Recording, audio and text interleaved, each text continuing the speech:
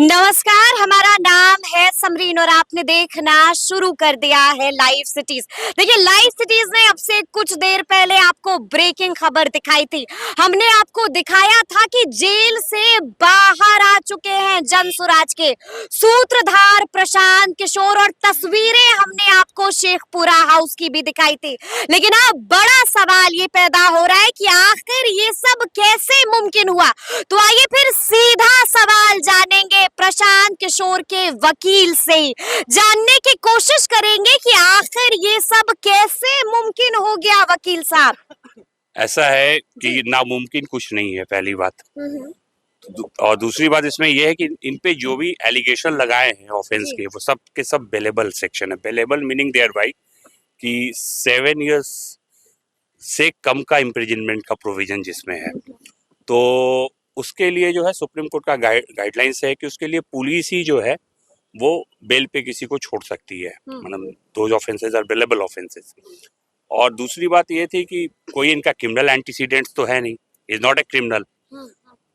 सत्याग्रह पे बैठे थे तो पुलिस के तरफ से कोई भी नॉन बेलेबल ऑफेंस का चार्ज इन पे नहीं लगाया गया। तो जाहिर सी बात है पुलिस को ही बेल दे देना चाहिए था, कोर्ट तक तो मामला जाना ही नहीं चाहिए था। सबसे इम्पोर्टेंट बात ये है, पुलिस को ही बेल दे देना चाहिए। हाँ, पुलिस घुमाती रही अपना जी।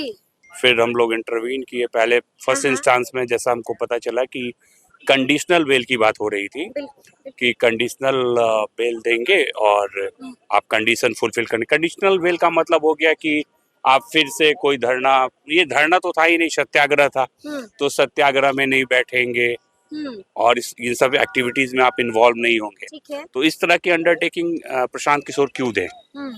ये तो कोई क्राइम नहीं है।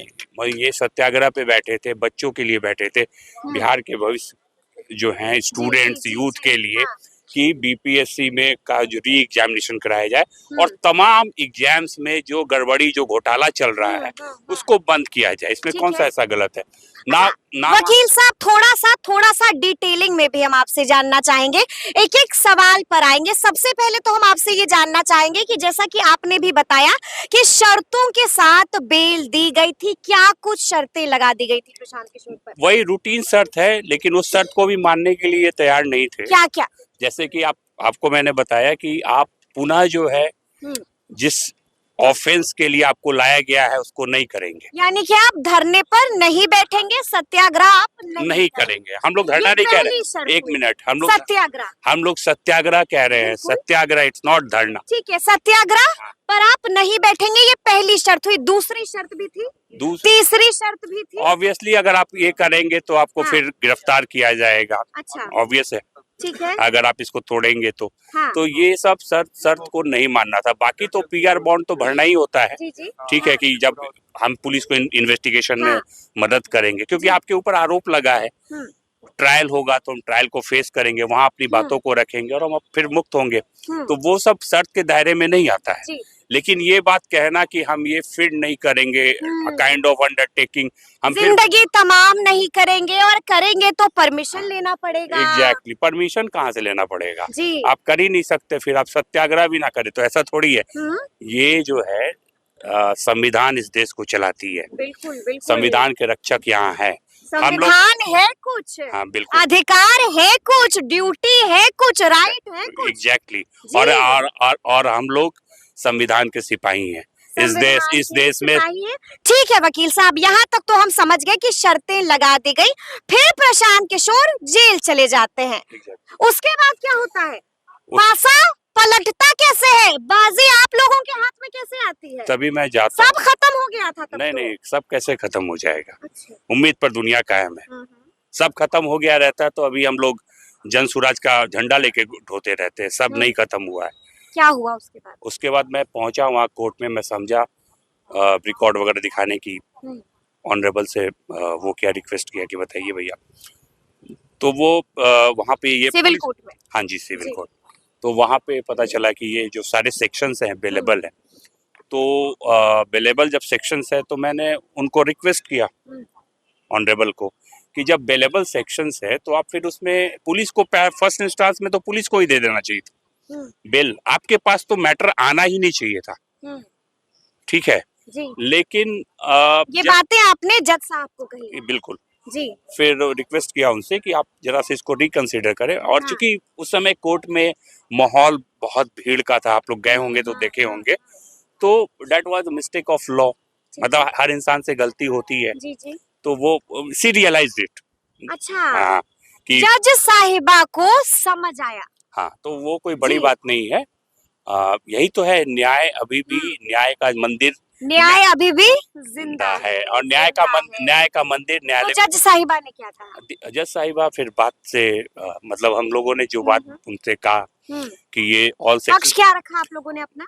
यही कि ऑल सेक्शंस आर बेलेबल। अच्छा। फर्स्ट इंस्टांस में तो पुलिस को ही बेल देना चाहिए जी। था, और सेकंड इज कि पुलिस ने बेल नहीं दिया है, हाँ, तो वो हाँ। जो गलती किया है उसको आपको पावर है रेक्टिफाई करने का। जी जी जी। ठीक है, तो कंडीशंस आप क्यों इम्पोज करेंगे? हम्म। कंडीशंस का कोई प्रावधान नहीं है। पीआर बॉन्ड है, नॉर्मल पर्सनल बॉन्ड लोग भरते हैं कि हाँ आपके यहाँ मैटर ट्रायल आएगा तो हम ठीक है। उसमें पार्टिसिपेट ठीक है। करेंगे, जी। या फिर क्या कहते हैं उसको, हम्म। इन्वेस्टिगेशन में पुलिस को सहयोग करेंगे, क्योंकि हम्म। हमारे ऊपर आरोप एक लगा है। बिल्कुल ठीक है, बिल्कुल। बस इतनी बात इस पे। She agree to it and finally हो गया।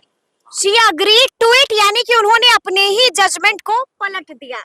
हाँ, पलटना मत बोलिए उसको, हाँ। मतलब जजमेंट पलटना थोड़ी, जजमेंट अभी थोड़ी है, जी जी जी। अभी तो ट्रायल चलेगा, एविडेंस होगा, बहुत सारी अच्छा। चीजें बाकी हैं। जी, लेकिन ऑर्डर तो पलटा गया। ऑर्डर कहाँ हुआ? That's not a kind of order. पहले वो इनिशियल थोड़ा सा, देखिए हर इंसान से मिस्टेक्स ऑफ लॉ होता है, मैंने आपको पहले बता दिया कि वहां पर जो है पूरा जो माहौल था न्यायालय के अंदर, जी। तकरीबन 1000 स्टूडेंट्स, ठीक बिल्कुल है, हमने देखा है। तो और बाहर हल्ला हंगामा हो रहा था, हम लोग अंदर कोर्ट में भी बात भी प्रॉपरली नहीं कर पा रहे थे। ठीक है, तो कोई बड़ी बात नहीं है, आप इसको ऑर्डर, बड़ी जीत हो गई। बड़ी जीत सरकार के खिलाफ तो बड़ी जीत है। सरकार के खिलाफ बड़ी जीत निकम्मी है। सरकार, दबंग कुकर्मी सरकार के खिलाफ ये बड़ी जीत जरूर है। यानी कि मुख्यमंत्री नीतीश कुमार को बड़ा झटका यहाँ से लगा है। जी जी? जी बड़ा झटका लग गया है। जी जी। अच्छा, हम आपसे ये भी जानना चाहेंगे कि अगर आज के मौके पर हम बीपीएससी 17वीं का जिक्र ना करें तो ये नाइंसाफी होगी। क्या लगता है री एग्जाम भी होगा? Thank you sir, thank you sir. क्या लगता है, मैंने आपको पहले ही बोला कि आदमी को जय बिहार, जय बिहार, जय जय जनता। एक मिनट, आज के दिन बीपीएससी 17वीं का मुद्दा नहीं उठाएंगे तो नाइंसाफी होगी। नहीं कैसे नहीं उठाएंगे? उसके लिए उठाएंगे। सारा प्रॉब्लम का जड़ तो वही है, नॉट ओनली बीपीएससी 70th, मतलब जिसमें ये धांधली हुआ। आज भी मैं कोई पेपर में देख रहा था कि 2-4 दिन पहले पुलिस का कांस्टेबल का फिजिकल का कुछ हुआ है, उसमें भी कोई रैकेटियर्स पकड़े गए हैं 3-4। तो मैं ये पूछ रहा हूँ बिहार की उस सरकार से, जो लोग अभी सिस्टम में बैठे हुए हैं, कि भाई आप कौन सा सिस्टम डेवलप किए हुए हैं कि साल दर साल चाहे वो कोई भी एग्जाम्स हो, whether it is BPSC, SSC, constable, officer, सब पे उंगली उठ रहे हैं, लोग पकड़े जा रहे हैं। तो री एग्जाम होगा या नहीं होगा?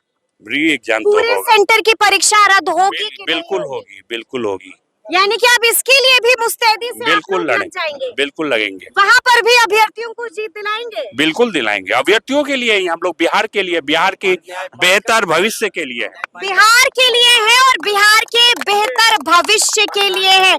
तो ये थे वकील के अमित, और उन्होंने क्या कुछ कहा है वो आपने सुना है। तो अब देखना होगा कि आगे आगे क्या कुछ होता है। तो ऐसे तमाम अपडेट्स के लिए बिल्कुल ऐसे ही हमारे साथ बने रहिएगा और देखते रहिएगा लाइव सिटीज। बहुत शुक्रिया।